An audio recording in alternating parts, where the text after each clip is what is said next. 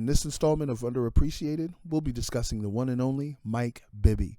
Hands down, when conversations come up about the point guards of the past, he is rarely mentioned. Just doing the research for this installment shows me how much people slept on Mike Bibby. Today we're going to highlight his career and try to figure out why he didn't get the flowers he deserved. Bibby attended Shadow Mountain High School in Arizona under coach Jerry Connor. He led the team to an Arizona State championship as the point guard. He was named Mr. Basketball USA, which is the equivalent of the National Player of the Year in 1996. He was a first-team parade All-American, and he was part of that stacked 1996 McDonald's All-American class with the likes of Kobe Bryant, Lester Earl, and Tim Thomas. Being the top high school ball player in the state, it was only right that the University of Arizona picked him up. Every year at Arizona, Bibby got better. His freshman year, he brought home the Pac-10 Freshman of the Year award. He also led the team to win the national championship against Kentucky in 1997. His freshman season, he averaged 13.5 points per game, 3.2 rebounds per game, and 5.2 assists per game. His sophomore and final season in Arizona, he earned the Pac-10 Player of the Year award. He was part of the All-Pac-10 first team and the consensus All-American first team. He averaged 17.2 points per game, 3.0 rebounds per game, 5.7 assists per game. He started all 69 games with the Wildcats. With nothing left to prove at the collegiate level, Bibby declared for the NBA draft. He was selected second overall by the Vancouver Grizzlies, although he told them not to. His rookie season, Bibby averaged 13.2 points per game, 2.7 rebounds per game, and 6.5 assists per game. He would be named the NBA All-Rookie First Team in 1999. It's insane to say this, but that would be the last time Bibby was recognized by the league.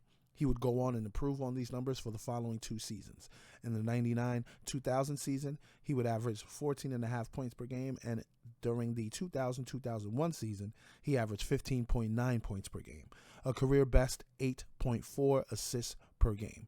He tied the Grizzlies' franchise record for steals in a single game with 7 twice. After that season, he was traded to the Sacramento Kings. This is where we see Bibby come into his own. As soon as he arrived, he and teammate Chris Webber were one of the league's best duos.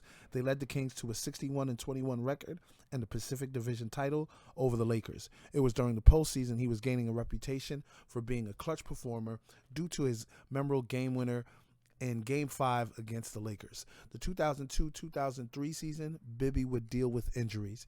He still averaged 15.9 points per game, led them to another division title for the second year in a row, ultimately losing in the playoffs again.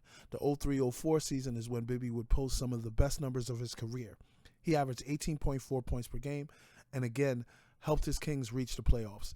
One performance that stands out in the postseason is his game against the Mavs, where he scored 36 points in Game 5. In 2005-2006, he started all 82 games and averaged 21.1 points per game, which was his career high. The 07-08 season, Bibby was dealing with injuries again and was dealt to the Atlanta Hawks. Recovering from the injury, plus joining a Hawks team that was 22-28, Bibby still averaged 14.1 points per game and 6.6 assists per game in an offense that wasn't familiar to him. He led the Hawks to their first playoff berth in 8 years. In the 08-09 season, he averaged 15 points per game, 5 assists per game, and 1.2 steals per game to help the Hawks win their first playoff series since 1999. He would continue to play for the Hawks, but more as a leader and not a scorer. His leadership and unselfish play was credited in helping the Hawks get to consecutive playoffs. After being dealt away to the Wizards, he would play for them, the Heat, and the Knicks. After not re-signing with the Knicks, he would move on to coaching. Now that you heard some of his accomplishments, you would think he would have more accolades, maybe a few All-Star selections, All-NBA team selections, or even All-NBA defensive team selections, but not one of the aforementioned. An unselfish leader that made franchises better whenever he arrived has no awards is crazy to me. His career numbers are as follows: 14.7 points per game, 3.1 rebounds per game, 5.5 assists per game with shooting splits of 43.6 field goal percentage, 37.9 3-point field goal percentage, and 80.2 free throw percentage.